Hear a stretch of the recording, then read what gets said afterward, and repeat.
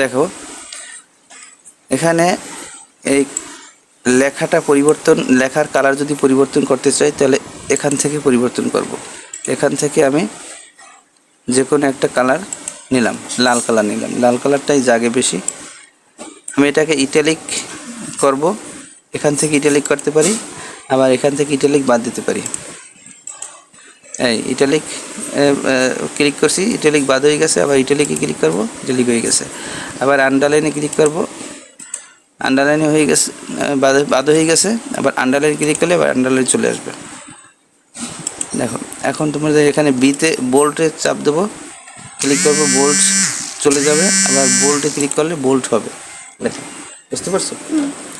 এখন দেখো এটা গেল।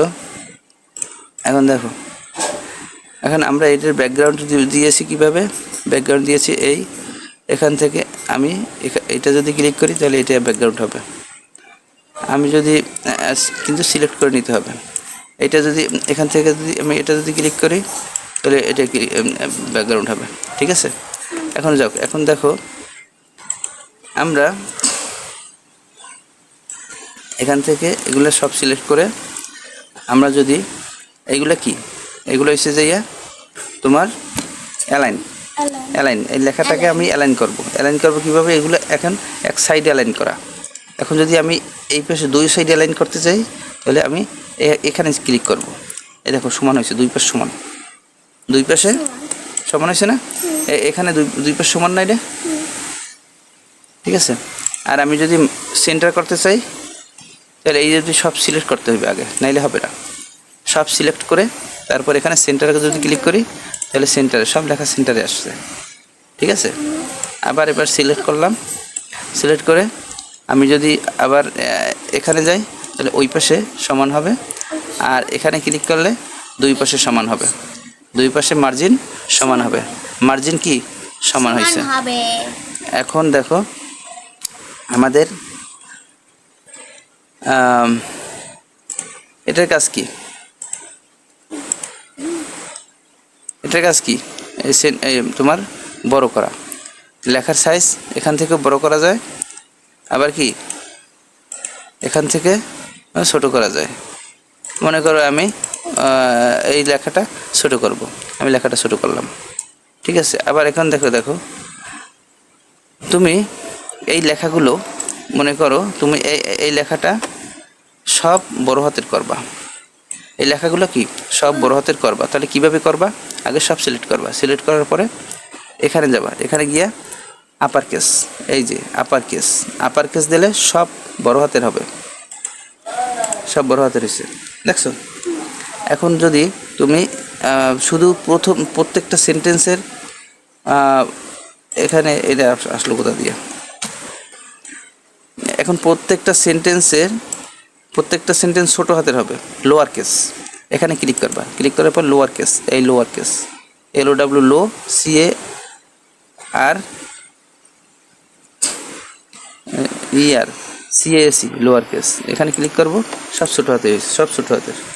এখন আমি আর একটা জিনিস করি, এখান থেকে যদি আমি সেন্টেন্স কেস করলে প্রত্যেকটা সেন্টেন্সের ওয়ার্ড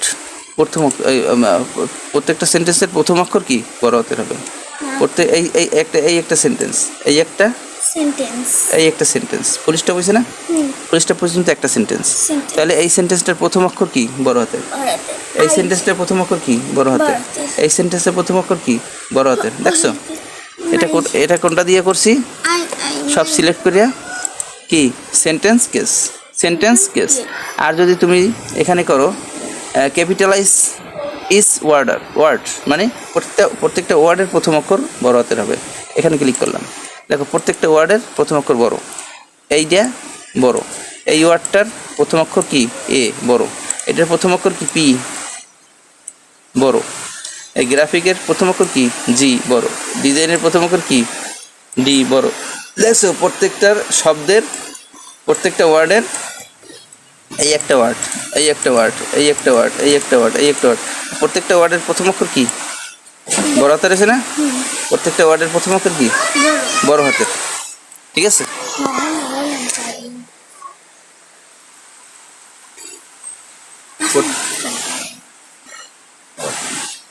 ঠিক আছে। এখন দেখো, আমি যদি মনে করো আমি এখান থেকে এই শব্দটাকে আমি নিচে আনলাম। এখন এই শব্দটাকে আমি যদি এই পাশে আনতে চাই, এই পাশে, তাহলে আমি এখান থেকে এইখানে ক্লিক করব, এইখানে। এটা কি ইনক্রিজ ইন্ডেন্ট, এখানে ক্লিক করি, ওই পাশে চলে যাইতেছে। দেখো এই এখানে একটা শব্দ ঠিক হয়ে যাবে। আবার যদি আমি এই পাশে আনতে চাই, তাহলে এই পাশে আমি ক্লিক করব, এই পাশে চলে যাবে। এখানে এটার নাম কি? এটার নাম হয়েছে যাইয়া ডিক্রিজ, আর এটা হচ্ছে যাইয়া ইনক্রিজ ইন্ডিট। এখন দেখো, আমি যদি সব সিলেক্ট করে যদি পয়েন্ট দিতে চাই, তাহলে প্রত্যেকটা পয়েন্ট হবে। এই দেখো পয়েন্ট হয়েছে, এই বুলেট পয়েন্ট, এটাকে বলে কি বুলেট পয়েন্ট। বুলেট পয়েন্ট দিয়ে লেখা লাগে না? আবার দেখো, আমি আবার কন্ট্রোল জেড দিয়ে আগের জায়গায় আসলাম। আমি যদি এবার এখানে ক্লিক করি, এখানে অনেক বুলেট পয়েন্ট আছে, যেটা তোমার ভালো লাগে সেটা তুমি দিতে পারবা। এইটা দেবা, এইটা দিয়ে আসছে, বুলেট পয়েন্ট আসছে। ঠিক আছে, ধন্যবাদ। আজকে ক্লাস এক পর্যন্তই।